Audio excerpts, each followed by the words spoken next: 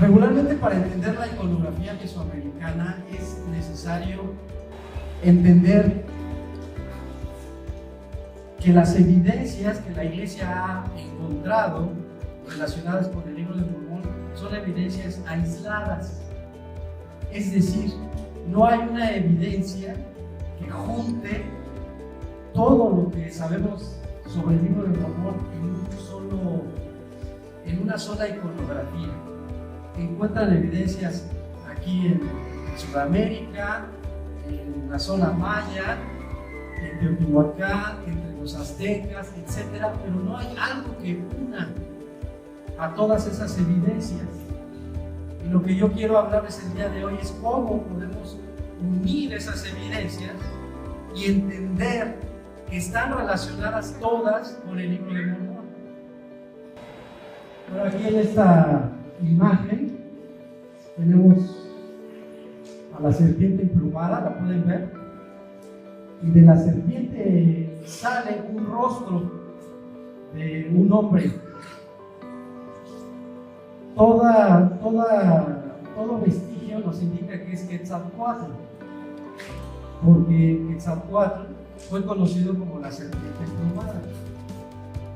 Pero quiero que noten algo interesante en esta imagen. En la imagen no se ven las fauces de la serpiente, no se ve la quijada. Lo que toma el lugar de la quijada es la persona. Y eso lo vamos a entender más adelante. La quijada es muy importante en la iconografía mesoamericana. La quijada de la serpiente. Y eso es como no hemos podido hilar el Libro de Mormón. Todos ustedes saben que Leí es un nombre en hebreo, significa quijada, ¿cierto? Y en la iconografía mesoamericana vemos muchas quijadas, inclusive en el calendario azteca, se lo voy a mostrar más adelante. Pero la quijada es un elemento muy importante para entender la iconografía mesoamericana. Entonces vamos a empezar con la primera clave para entender la iconografía mesoamericana. Pasamos a la siguiente. Y la clave número 1 es el simbolismo. El Señor Jesucristo utilizó el simbolismo para enseñar principios. Y si cualquiera de ustedes que es conocedor de las Escrituras, entenderá que él utilizó el agua, por ejemplo, el campo, él dijo: yo soy el agua viva, o él dijo: el reino de los cielos es semejante a. Y entonces lo mismo sucede con la iconografía mesoamericana.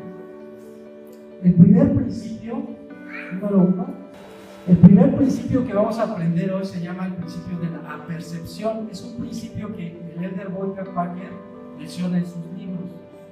Apercepción significa que un principio que es difícil de explicar sea traducido a un lenguaje común. Por ejemplo, la mayoría de nosotros no sabemos cómo decir la fe. ¿Alguno de ustedes podría en una imagen describir la fe? Piensen un momento. La iconografía mesoamericana se enfrentó a esto: no saber cómo explicar un principio abstracto, porque la fe es un principio abstracto, y traducirlo a un lenguaje visual. ¿Me explico? Entonces, para eso se utiliza el principio de la percepción, es decir, la fe es semejante a una semilla, por ejemplo, como nos enseña el libro de Alma. La fe fue comparada con una semilla. Entonces, lo mismo utiliza la iconografía mesoamericana, utiliza el principio de la percepción, de la comparación, para poder explicar un principio religioso. Ahora, toda la iconografía mesoamericana, la gran mayoría, utiliza principios religiosos. Por eso es que los académicos no la pueden interpretar más que literalmente. ¿Me explico? Y vamos a ver el siguiente principio. La iconografía mesoamericana va dirigida a iniciado. Es decir, un iniciado es aquella persona que conoce ciertos principios para poder tener acceso a un conocimiento mayor. Por ejemplo, la imagen que está aquí. Esta imagen probablemente para algunos sea desconocida, pero para los iniciados es bastante conocida. ¿Alguien me puede decir qué simboliza esta imagen? La justicia, exactamente. Los romanos representaron a la justicia con la imagen de una mujer con una balanza en la mano y con una espada en la otra. Si queremos traducir la imagen a un lenguaje espiritual o abstracto, ¿qué simboliza la balanza? Exactamente. Entonces, un iniciado puede entender que la balanza no significa propiamente una balanza, no simboliza una báscula.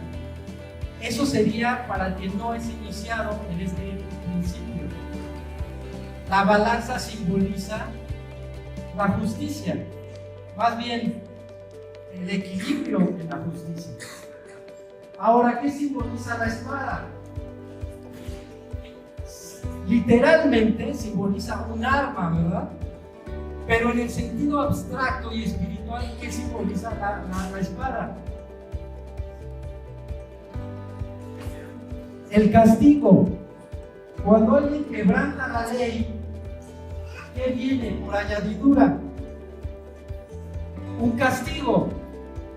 Entonces, para quien entiende la imagen, entiende que la balanza simboliza no una balanza, simboliza la ley, y que la espada simboliza el castigo.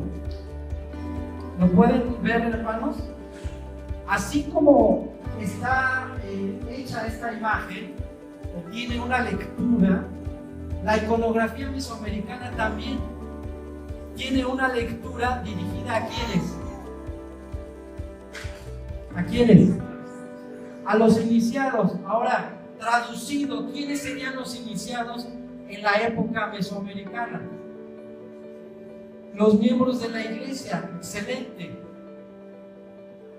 Y aquí está el problema, hermanos, que a veces pensamos que todos los aztecas, que todos los mayas eran iniciados, y ese es nuestro grave error. Los iniciados estaban insertados dentro de los no iniciados. ¿Me explico? O dicho de otra palabra, los miembros de la iglesia estaban insertados dentro de los no miembros de la iglesia. Y si no entendemos esto, entonces muy difícilmente podremos entender la iconografía mesoamericana. Primero hay que entender que había miembros de la iglesia insertados dentro de una sociedad que no eran miembros de la iglesia. ¿A quién iba dirigida la iconografía sagrada? A los miembros de la iglesia. Ellos podían leerla. Y los no iniciados no podían leerla. Ellos se quedaban con la lectura de una balanza y la lectura de una espada. ¿Me explico? Siguiente principio. Ese es uno de los peligros del simbolismo. Como en el Mesoamérica hay mucho simbolismo, entonces podemos llegar a creer que todo simboliza algo, porque no tiene un simbolismo.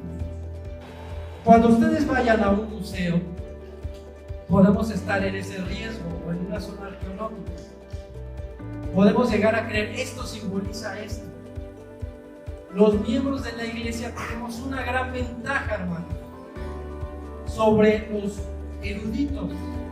Ellos no tienen el eco de Mormón, y nosotros sí. Entonces nosotros podemos entender iconografía que para ellos sería lo obvio o lo literal. ¿Me explico? La naturaleza. Si ustedes ven el calendario maya o el calendario azteca, todos sus íconos están hechos o fundamentados en la naturaleza. Igual que Cristo. Cristo enseñaba principios con la naturaleza. Él tomaba los lirios del campo para enseñar un principio. ¿Sí me explico? Él tomaba las avecillas para enseñar principios. Entonces, lo mismo sucede en la iconografía mesoamericana. La naturaleza fue dividida en 4 áreas básicas, que es la tierra, el agua, el aire y el fuego. Por eso es que ustedes van a entender que en mucha de la iconografía mesoamericana está el dios del aire o el dios del viento, el dios de la tierra, el dios del fuego y el dios de... ¿qué me mató? Bueno, son 4. Tierra, agua, viento y fuego. Pero vean, les voy a enseñar y quiero que aprendan que hay diferencia entre los 4 elementos. Y de hecho, si ustedes van al Génesis bíblico, el Señor empieza con esos 4 elementos. Y el Señor creó los cielos y la tierra. Y el Espíritu se movía sobre las aguas. Y luego, ¿qué más dice la Escritura? Y separó, etc. Bueno, analizando, enseña de los 4 elementos básicos. La Escritura empieza con los 4 elementos básicos: tierra, agua, viento y fuego. Vamos a ver el siguiente. Simbolismo animal. Así como hay estos 4 elementos, hay animales que corresponden a cada elemento. Por ejemplo, los peces, ¿a qué elemento corresponden? Al agua. Las aves, al aire. Las bestias, a la tierra. ¿Y el fuego? El fuego fue relacionado con 2 elementos importantes: la serpiente y el dragón. Porque en la cultura mesoamericana también está el dragón, como en muchas otras culturas del mundo. Ahora, siguiente elemento. La naturaleza fue clasificada según los elementos de la tierra. ¿Lo pueden entender? Tierra, agua, viento, fuego. Ahora, la tierra y el agua son elementos que están sobre la tierra. Lo de abajo simbolizaba la tierra, pero lo de arriba simbolizaba el cielo. Quiere decir que el aire y el fuego, ¿qué simbolizan? Cielo. Y agua y tierra, ¿qué simbolizan? Tierra. El hombre es terrenal, pero cuando sube a un nivel espiritual está relacionado con el viento y con el fuego. Si ustedes quisieran decir cómo traducían los mesoamericanos el viento, más bien el Espíritu Santo, ¿con qué elemento lo relacionarían? ¿Con quién? Fuego. Con los 2 elementos, porque el viento, recuerda la escritura de Elías cuando dice: y vino como un silbido del viento el Espíritu.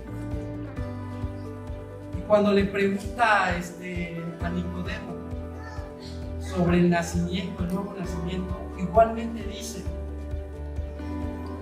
el viento no sabes de dónde viene ni a dónde va. Así es el Espíritu. Entonces los nahuas, los mayas, ¿con qué simbolizaban el Espíritu? Con el viento, pero también con el fuego. Siguiente. No vamos a ver los símbolos nodales, no nos va a dar tiempo. Vamos al siguiente punto.